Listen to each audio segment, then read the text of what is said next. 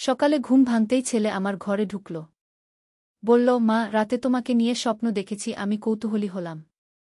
সে বলল, স্বপ্নে দেখলাম আমরা দুজনে একসাথে সমুদ্রের ধারে হাঁটছি। তুমি লাল শাড়ি পরেছিলে। আমি হাসলাম। সে বলল, কিন্তু স্বপ্নে তুমি আমার মা ছিলে না। আমি অবাক হলাম। সে আমার হাত ধরে বলল, তুমি ছিলে আমার স্ত্রী। আমরা হানিমুনে গিয়েছিলাম। আমার মুখ লাল হয়ে গেল। সে বলল, স্বপ্নে তোমাকে এত সুন্দর লাগছিল যে জেগে উঠতে ইচ্ছা করছিল না। আমি উঠে যেতে গেলাম। সে আমার হাত টেনে বলল, মা, এই স্বপ্ন সত্যি করতে চাই। তুমি আমার স্ত্রী হও। তার চোখে স্বপ্নের ছোঁয়া এখনও রয়েছে। সে বলল, আমি তোমাকে ভালোবাসি, আমার প্রেমিকা হিসেবে। বিয়ে করো আমাকে। আমরা সত্যিই সমুদ্রের ধারে যাব। আমার স্বপ্ন আর তার স্বপ্ন এখন একসাথে মিশে যাচ্ছে। এই গল্পটি সম্পূর্ণ শুনলে আপনাদের পানি অটোমেটিক বের হয়ে যাবে। সো যত দ্রুত সম্ভব হাতের কাছে টিস্যু নিয়ে বসে পড়ো। বিছানার চাদর যেন নষ্ট না হয় সেটা সম্পূর্ণ খেয়াল রাখার অনুরোধ জানিয়ে গল্পটি এখন শুরু করব। তার আগে সর্বশেষ অনুরোধ, দয়া করে এমন পানি বের করার গল্প নিয়মিত শুনতে আমাদের চ্যানেলটি সকলেই সাবস্ক্রাইব করুন। ধন্যবাদ। হ্যালো বন্ধুরা, আমার নাম মাধবী দাস। আমার বয়স ৪১ বছর। আমার স্বামীর নাম রঞ্জিত দাস, বয়স ৫ম বছর। আমাদের ২ সন্তান, অভিষেক আর রিয়া। অভিষেক ১৮ বছর বয়সী, কলেজে পড়ে। রিয়া ১৩ বছর বয়সী, স্কুলে যায়। আমি মাধবী দাস। আমার পুরো জীবনটাই ছিল সাধারণ গৃহিণীর মতোই। সকালে ঘুম থেকে উঠে সংসারের কাজ, বিকেলে টিভি দেখা, রাতে শুয়ে পড়া। কিন্তু যেদিন আমার ছেলে অভিষেক এসে ওই অদ্ভুত স্বপ্নের কথা বলল, সেদিন থেকেই আমার জীবনে শুরু হল এক অবিশ্বাস্য রোমাঞ্চ। অভিষেক বলল, মা, তুমি জানো না আমি রাতে কি স্বপ্ন দেখেছি। সত্যি বলতে, ওই স্বপ্নটা আমার কাছে খুবই বাস্তব মনে হয়েছে। আমি ভাবলাম ছেলেটা হয়তো কোনো সিনেমা দেখে এমন কথা বলছে। কিন্তু পরদিন সকালে উঠে দেখি আমার পিলো কভারে সমুদ্রের ঢেউয়ের মতো নীল রঙের দাগ। এটা কি করে সম্ভব? আমি তো কোনো নীল রঙের জিনিস ব্যবহার করিনি। তৃতীয় দিন আমার সাথে আরও অদ্ভুত ঘটনা ঘটল। রান্নাঘরে গিয়ে দেখি চুলার উপর একটা লাল শাড়ি ভাজা হচ্ছে। আমি চিৎকার করে উঠলাম। রঞ্জিত দৌড়ে এলো। সে বলল, কি হয়েছে মাধবী? আমি দেখালাম লাল শাড়িটা। কিন্তু সেটা তো আর নেই। রঞ্জিত বলল, তুমি হ্যালুসিনেশন করছ। ডাক্তার দেখাও। কিন্তু আমি জানি এটা কোনো হ্যালুসিনেশন নয়।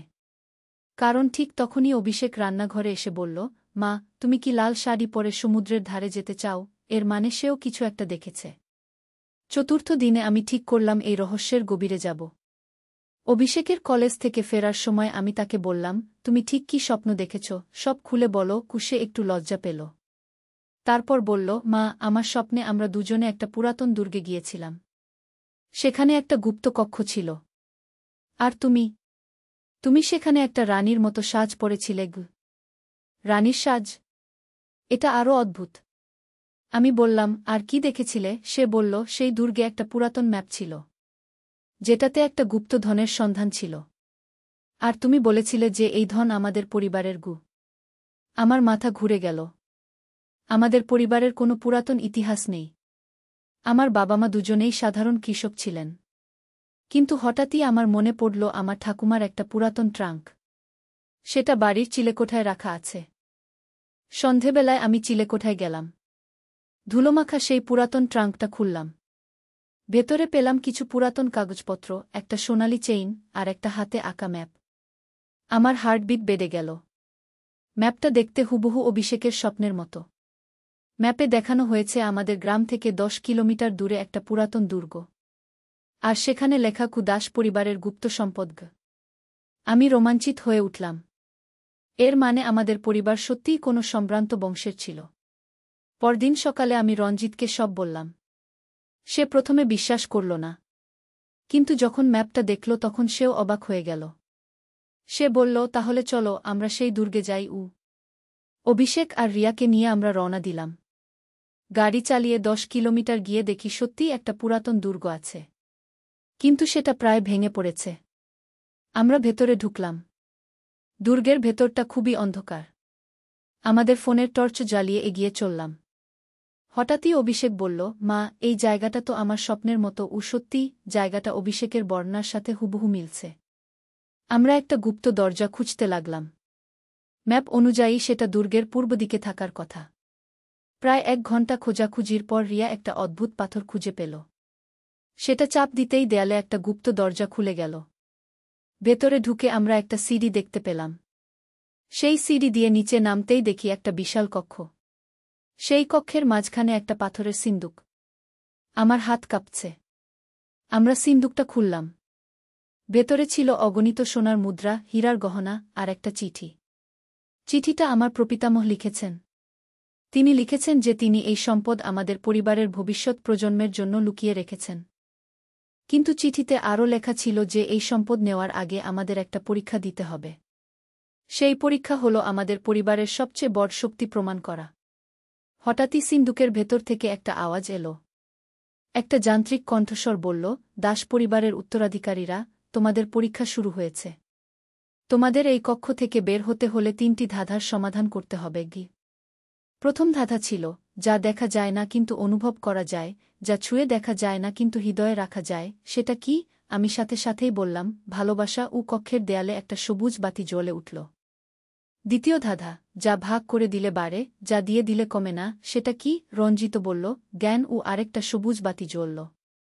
তৃতীয় ধাঁধা, যা একসাথে থাকলে শক্তিশালী, যা আলাদা হলে দুর্বল, সেটা কি? অভিষেক আর রিয়া একসাথে বলল, পরিবার। ও 3টি সবুজ বাতি জ্বলে উঠল এবং গুপ্ত দরজা খুলে গেল। কণ্ঠস্বর আবার বলল, তোমরা উত্তীর্ণ হয়েছ। এই সম্পদ এখন তোমাদের কি? কিন্তু আমি একটা বিষয় বুঝতে পারছিলাম না। অভিষেক কি করে এই সব কিছু আগে থেকে জানত? আমি অভিষেককে জিজ্ঞেস করলাম। সে বলল, মা, আমি জানি না। কিন্তু যখন থেকে তোমার সাথে সেই অদ্ভুত স্বপ্ন দেখছি, তখন থেকেই মনে হচ্ছে আমি এই জায়গার সাথে কোনোভাবে যুক্ত। রঞ্জিত বলল, হয়তো এটা জেনেটিক মেমোরি। আমাদের পূর্বপুরুষদের স্মৃতি হয়তো অভিষেকের মধ্যে জেগে উঠেছে। আমরা কিছু গহনা আর সোনার মুদ্রা নিয়ে বাড়ি ফিরলাম। কিন্তু আসল রোমাঞ্চ শুরু হল পরদিন। আমাদের বাড়িতে একজন প্রত্নতত্ত্ববিদ এসে হাজির। তিনি বললেন, আমাদের পূর্বপুরুষরা এই অঞ্চলের শাসক ছিলেন এবং তিনি আমাদের এই আবিষ্কারের জন্য অভিনন্দন জানাতে এসেছেন। কিন্তু তিনি আরও জানালেন যে এই দুর্গে আরও অনেক রহস্য লুকানো আছে। তিনি আমাদের একটা প্রাচীন পাণ্ডুলিপি দিলেন। সেখানে লেখা ছিল আমাদের পরিবারের একজন পূর্বপুরুষ একটা যন্ত্র আবিষ্কার করেছিলেন যেটা সময় ভ্রমণের জন্য ব্যবহার করা যায়। আমি প্রথমে বিশ্বাস করিনি। কিন্তু পাণ্ডুলিপিতে যে নকশা দেওয়া ছিল সেটা দেখে মনে হলো এটা কোনো সাধারণ জিনিস নয়। রঞ্জিত যন্ত্রবিদ্যায় ইঞ্জিনিয়ার। সে নকশাটা দেখে বলল, এটা সত্যিই কোনো উন্নত প্রযুক্তির নিদর্শন। আমরা সিদ্ধান্ত নিলাম এই যন্ত্রটা খুঁজে বের করব। পাণ্ডুলিপি অনুযায়ী সেটা দুর্গের গভীরতম কক্ষে লুকানো আছে। পরদিন আবার দুর্গে গেলাম। এবার আমাদের সাথে প্রত্নতত্ত্ববিদ মহোদয়ও এসেছেন। আমরা আগের কক্ষ থেকে আরও নিচে নামতে থাকলাম। একটা গোপন সুড়ঙ্গ পেলাম। সেই সুড়ঙ্গ দিয়ে প্রায় আধা কিলোমিটার হাঁটার পর একটা বিশাল কক্ষে পৌঁছালাম। সেখানে দেখলাম একটা অদ্ভুত যন্ত্র। সেটা দেখতে অনেকটা গোলাকার একটা মঞ্চের মতো। প্রত্নতত্ত্ববিদ বললেন, এটা সত্যিই একটা টাইম মেশিন। কিন্তু এটা ব্যবহার করা খুবই বিপজ্জনক। কিন্তু অভিষেক খুব কৌতূহলী। সে যন্ত্রের কাছে গিয়ে একটা পাথর স্পর্শ করল। হঠাৎই পুরো কক্ষে একটা নীল আলো ছড়িয়ে পড়ল। আমরা সবাই যন্ত্রের উপর টেনে নেওয়া হলাম। আমার মাথা ঘুরছে। চারদিকে সময়ের ঘূর্ণিঝড়। আমি অভিষেকের হাত ধরে রাখলাম। কিছুক্ষণ পর আমরা দেখি আমরা একই দুর্গে আছি, কিন্তু সেটা এখন সম্পূর্ণ নতুন। চারদিকে প্রহরী, রাজরাজডা। একজন মানুষ আমাদের দিকে তাকিয়ে বললেন, আহ, ভবিষ্যতের দাস পরিবার। আমি তোমাদের অপেক্ষায় ছিলাম। তিনি ছিলেন আমাদের পূর্বপুরুষ মহারাজ দেবেন্দ্র দাস। তিনি আমাদের বুঝিয়ে দিলেন যে তিনি জানতেন আমরা ভবিষ্যৎ থেকে আসব। তিনি আমাদের দেখালেন কিভাবে তিনি এই টাইম মেশিন বানিয়েছেন। কিন্তু তিনি আমাদের সতর্ক করে দিলেন যে আমরা যদি খুব বেশি সময় এই যুগে থাকি তাহলে ইতিহাস পরিবর্তিত হয়ে যাবে। তিনি আমাদের হাতে একটা বিশেষ রত্ন দিলেন। বললেন, এটা আমাদের যেকোনো বিপদে রক্ষা করবে। আমরা দেখলাম সেই যুগের মানুষদের জীবনযাত্রা, তাদের সংস্কৃতি, তাদের জ্ঞান-বিজ্ঞান সবকিছু। অভিষেক খুব মুগ্ধ। সে বলল, মা, আমরা কি এখানেই থেকে যেতে পারি না? কিন্তু আমি জানি এটা সম্ভব নয়। আমাদের নিজের সময়ে ফিরে যেতে হবে। মহারাজ দেবেন্দ্র দাস আমাদের ভবিষ্যতের জন্য আরও কিছু নির্দেশনা দিলেন। তিনি বললেন, আমাদের পরিবারে আরও অনেক গোপন ক্ষমতা আছে যেগুলো সময়ের সাথে জেগে উঠবে। আমরা টাইম মেশিনে ফিরে এলাম। আবার সেই নীল আলো, সময়ের ঘূর্ণি। আমরা আমাদের নিজের সময়ে ফিরে এসেছি। কিন্তু আমাদের হাতে এখন সেই বিশেষ রত্ন। বাড়ি ফিরে আমরা দেখলাম আমাদের জীবনে অনেক পরিবর্তন হয়েছে। আমাদের আর্থিক অবস্থা ভালো হয়ে গেছে সেই গুপ্তধনের কারণে। কিন্তু সবচেয়ে বড় পরিবর্তন হয়েছে আমাদের পারিবারিক বন্ধনে। অভিষেক এখন আর সেই অদ্ভুত স্বপ্ন দেখে না। বরং সে এখন ইতিহাস নিয়ে পড়াশোনা করতে চায়। রিয়া প্রত্নতত্ত্ব নিয়ে আগ্রহী হয়ে উঠেছে। রঞ্জিত এখন প্রাচীন যন্ত্রপাতি নিয়ে গবেষণা করে। আর আমি এখন জানি যে আমি শুধু একজন সাধারণ গৃহিণী নই। আমি একটি প্রাচীন রাজবংশের উত্তরাধিকারী। আমার মধ্যে আছে অনেক গোপন শক্তি। সেই বিশেষ রত্নটা এখন আমাদের পারিবারিক সম্পদ। কিন্তু এই রোমাঞ্চকর অভিজ্ঞতার পর আমি বুঝেছি যে সবচেয়ে বড় ধন হল আমাদের পরিবার। আমাদের ভালোবাসা, আমাদের একসাথে থাকা। অভিষেকের সেই প্রথম স্বপ্ন থেকে শুরু হওয়া এই অ্যাডভেঞ্চার আমাদের জীবনকে সম্পূর্ণ বদলে দিয়েছে। আমরা জানতে পেরেছি আমাদের পারিবারিক ইতিহাস, আবিষ্কার করেছি গুপ্তধন, আর ভ্রমণ করেছি সময়ের মধ্যে। কিন্তু সবচেয়ে ভালো লাগা বিষয় হল আমাদের পরিবারের বন্ধন আরও মজবুত হয়েছে। আমরা এখন জানি যে একসাথে থাকলে আমরা যে কোনো চ্যালেঞ্জ মোকাবেলা করতে পারি। প্রত্নতত্ত্ববিদ মহোদয় আমাদের বলেছেন যে আমাদের এই আবিষ্কার ইতিহাসের একটা নতুন অধ্যায় তৈরি করেছে। তিনি আমাদের এই অভিজ্ঞতা নিয়ে একটা বই লিখতে বলেছেন। আমি এখন প্রতিদিন ডায়েরি লিখি। আমাদের এই রোমাঞ্চকর অভিজ্ঞতার প্রতিটি মুহূর্ত লিপিবদ্ধ করে রাখছি। কিন্তু আমাদের রোমাঞ্চ এখানেই শেষ হয়নি। সেই বিশেষ রত্নটা আমাদের আরও অনেক অদ্ভুত ক্ষমতা দিয়েছে। অভিষেক এখন মানুষের মনের কথা পড়তে পারে। রিয়া ভবিষ্যতের ঘটনা দেখতে পায়। রঞ্জিত যে কোনো যন্ত্র মেরামত করতে পারে শুধু স্পর্শ করে। আর আমি এখন যে কোনো স্থানে তাৎক্ষণিক ভ্রমণ করতে পারি। শুধু চোখ বন্ধ করে ভাবলেই যে কোনো জায়গায় পৌঁছে যাই। একদিন রিয়া বলল, মা, আমি স্বপ্নে দেখেছি আমাদের আরও একটা বিপদ আসছে। কিছু খারাপ লোক আমাদের রত্নটা চুরি করতে চায়। আমি প্রথমে তেমন গুরুত্ব দিইনি। কিন্তু পরদিনই আমাদের বাড়িতে কিছু রহস্যময় মানুষ আসল। তারা নিজেদের পরিচয় দিল সরকারি গবেষক হিসেবে। কিন্তু তাদের আচরণ খুবই সন্দেহজনক। তারা আমাদের পূর্বপুরুষদের সম্পর্কে অনেক কিছু জানতে চাইল। বিশেষ করে সেই রত্নের কথা। আমি বুঝলাম এরা আসলে কোনো ভালো উদ্দেশ্যে আসেনি। আমি অভিষেককে ইশারা করলাম সে যেন তাদের মনের কথা পড়ে। সে চোখ বন্ধ করে কিছুক্ষণ থাকল। তারপর আমার কানে কানে বলল, মা, এরা আসলে একটা গুপ্ত সংস্থার লোক। এরা আমাদের রত্নটা দিয়ে বিশ্ব দখল করতে চায়। আমার রক্ত ঠান্ডা হয়ে গেল। কি করব এখন? তারা তো আমাদের জোর করে রত্নটা নিয়ে যেতে পারে। হঠাৎই আমার মাথায় একটা বুদ্ধি এলো। আমি রিয়াকে বললাম, তুমি কি দেখতে পাচ্ছ কিভাবে আমরা এই সমস্যা থেকে বেরোতে পারি? রিয়া চোখ বন্ধ করে বলল, মা, আমি দেখছি আমাদের টাইম মেশিন ব্যবহার করতে হবে। আমাদের অতীতে গিয়ে মহারাজ দেবেন্দ্র দাসের কাছ থেকে সাহায্য নিতে হবে। কিন্তু সমস্যা হলো টাইম মেশিন তো দুর্গে। আর এই খারাপ লোকেরা তো আমাদের ছাড়বে না। তখন আমি আমার নতুন ক্ষমতা ব্যবহার করার কথা ভাবলাম। আমি পরিবারের সবাইকে স্পর্শ করে চোখ বন্ধ করলাম। মনে মনে ভাবলাম সেই দুর্গের টাইম মেশিন কক্ষ। মাত্র কয়েক সেকেন্ডের মধ্যে আমরা সেই পুরাতন কক্ষে পৌঁছে গেলাম। কিন্তু দেখি সেই খারাপ লোকেরাও আমাদের পিছু নিয়ে এসেছে। তাদের কাছে উন্নত যন্ত্রপাতি আছে। তারা আমাদের ট্র্যাক করতে পেরেছে। আমাদের আর সময় নেই। আমি টাইম মেশিনের পাথর স্পর্শ করলাম। আবার সেই নীল আলো। আমরা 400 বছর আগের সময়ে পৌঁছে গেলাম। মহারাজ দেবেন্দ্র দাস আমাদের দেখে বললেন, আমি জানতাম তোমরা আবার আসবে। তোমাদের বিপদের কথাও আমি জানি। তিনি আমাদের একটা বিশেষ অস্ত্র দিলেন। সেটা দেখতে একটা সাধারণ লাঠির মতো, কিন্তু সেটাতে আছে অসীম শক্তি। তিনি বললেন, এই অস্ত্র শুধু ন্যায়ের জন্য কাজ করে। যারা খারাপ কাজ করতে চায় তাদের এটা স্পর্শ করলেই তারা নিষ্ক্রিয় হয়ে যাবে। আমরা আবার নিজের সময়ে ফিরে এলাম। সেই খারাপ লোকেরা আমাদের অপেক্ষায় ছিল। তাদের নেতা বলল, তোমরা যেখানেই যাও না কেন, আমরা তোমাদের খুঁজে বের করব। এখন রত্নটা দাও। আমি সেই বিশেষ লাঠিটা বের করলাম।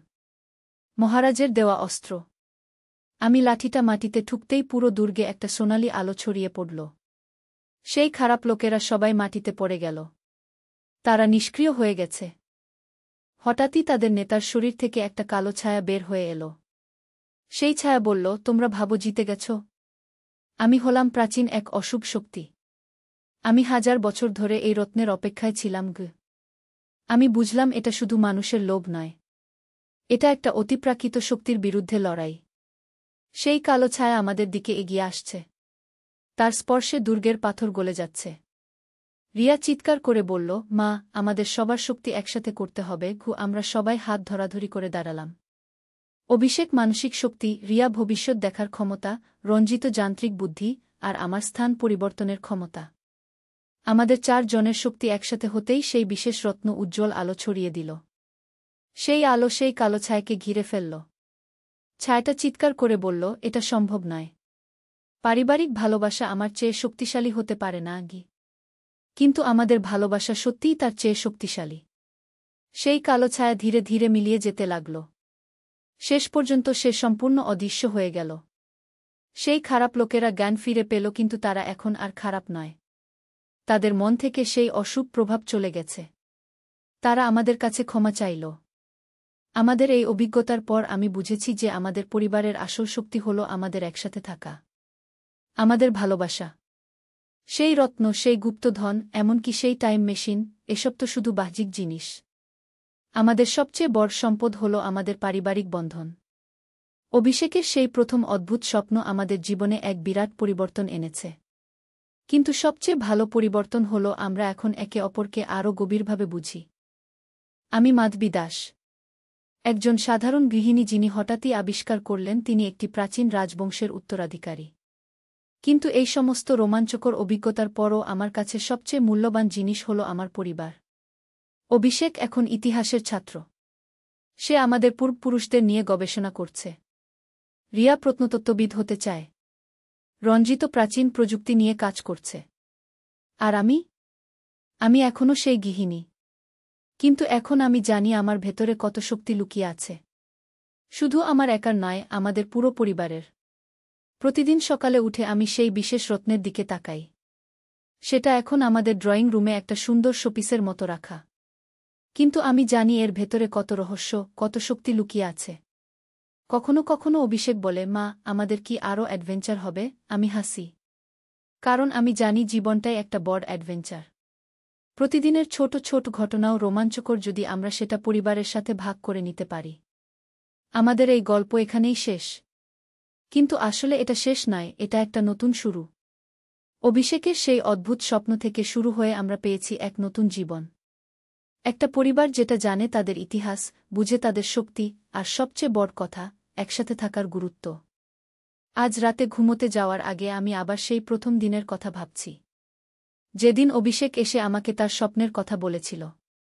কে জানত সেই একটা স্বপ্ন আমাদের জীবনে এত বড় পরিবর্তন আনবে। এখন আমি প্রতিরাতে প্রার্থনা করি যেন আমাদের পরিবারের এই বন্ধন আরও মজবুত হয়। যেন আমরা সবসময় একসাথে থাকি। কারণ আমি জেনেছি যে পরিবারের চেয়ে বড় কোনো শক্তি এই পৃথিবীতে নেই। আমার গল্প শুনে হয়তো অনেকেই ভাববেন এটা সত্যি নাকি মিথ্যা। কিন্তু আমি জানি এটা সত্যি। কারণ ভালোবাসা সত্যি, পরিবার সত্যি, আর পরিবারের জন্য যে কোনো কিছু করার ইচ্ছা সত্যি। অভিষেকের সেই স্বপ্নের পানি আসলে আমাদের চোখের আনন্দের পানি ছিল। আমাদের পরিবারের সুখের পানি, যেটা আমাদের জীবনকে আরও সুন্দর করে তুলেছে। এই হলো আমাদের গল্প, মাধবী দাস আর তার পরিবারের অবিশ্বাস্য রোমাঞ্চকর অভিজ্ঞতা। একটি সাধারণ পরিবার যারা আবিষ্কার করেছে তাদের অসাধারণ ক্ষমতা। কিন্তু সবচেয়ে বড় আবিষ্কার হল, একসাথে থাকলে যে কোনো অসম্ভব জিনিসই সম্ভব হয়ে ওঠে।